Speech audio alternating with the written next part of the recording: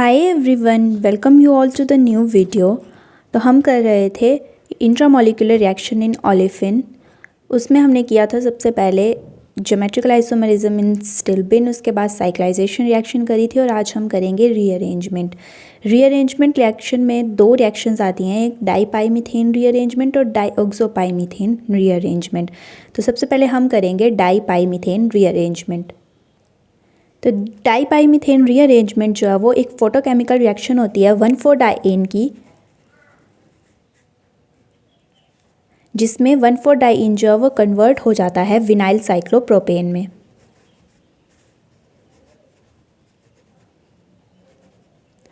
और क्योंकि ये फोटोकेमिकल रिएक्शन है तो ये फोटोकेमिकल कंडीशन के अंडर होती है। तो इसमें हम सबसे पहले एग्जाम्पल करेंगे, पर उससे पहले आपको पता होना चाहिए कि विनाइल कार्बन कौन सा होता है और एल्लाइल कार्बन कौन सा होता है। तो जो डबल बॉन्ड के साथ वाला कार्बन होता है उसको हम बोलते हैं एल्लाइल कार्बन या एलाइलिक पोजीशन, और जो डबल बॉन्ड वाला कार्बन होता है एकदम, उसको हम बोलते हैं विनाइल कार्बन या विनाइलिक पोजीशन। तो डबल बॉन्ड के साथ वाला एलाइलिक और डबल बॉन्ड वाला जो होगा उसको हम बोलेंगे विनाइलिक। तो यहाँ पर बनेगा विनाइल साइक्लोप्रोपेन। विनाइल साइक्लोप्रोपेन मतलब डबल बॉन्ड के साथ में लगा होगा प्रोपेन रिंग। तो ये विनाइल पोजीशन और विनाइल पोजीशन के साथ लगा है प्रोपेन रिंग, मतलब विनाइल साइक्लोप्रोपेन। तो इसका एग्जाम्पल है, जैसे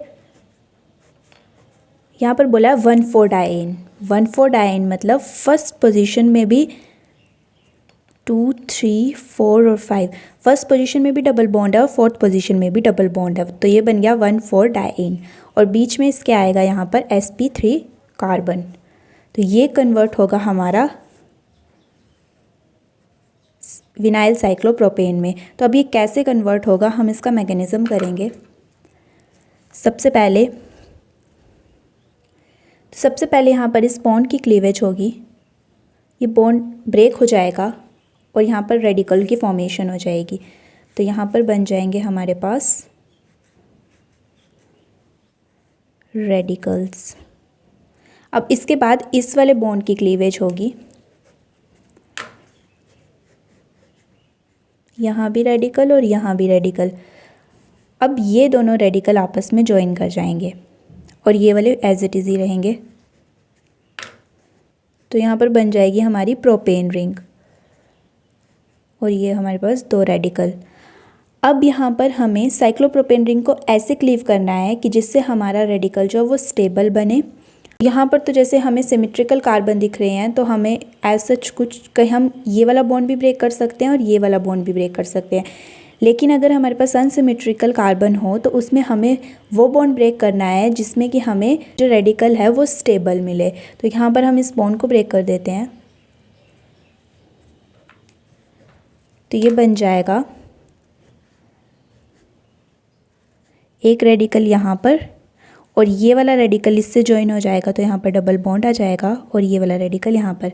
अब हम इस रेडिकल को इसके साथ जोड़ देंगे तो हमारे पास फाइनल प्रोडक्ट आ जाएगा, विच इज़ 1, 2 और 3 साइक्लोप्रोपेन, विनाइल साइक्लोप्रोपेन। जो हमारा डबल बॉन्ड है उसके साथ हमारी प्रोपेन रिंग लगी है। बस आपको ये ध्यान रखना है कि आपको बॉन्ड की क्लीवेज इस तरह से करनी है कि जहाँ पर आपको स्टेबल रेडिकल मिले। अब इसी में हमारे पास एक और रिएक्शन आती है ऑक्सो डाईपाईमीथेन रीअरेंजमेंट। ये डाईपाईमीथेन थी, ऑक्सो का मतलब यहाँ पर ऑक्सीजन ऐड हो जाएगा। तो ये हमारे पास 1,4-डाइएन है, लेकिन इसमें जो है वो ऑक्सीजन लगा होगा और साथ में हम यहाँ पर अनसिमेट्रिकल एल्कीन ले लेते हैं, ठीक है।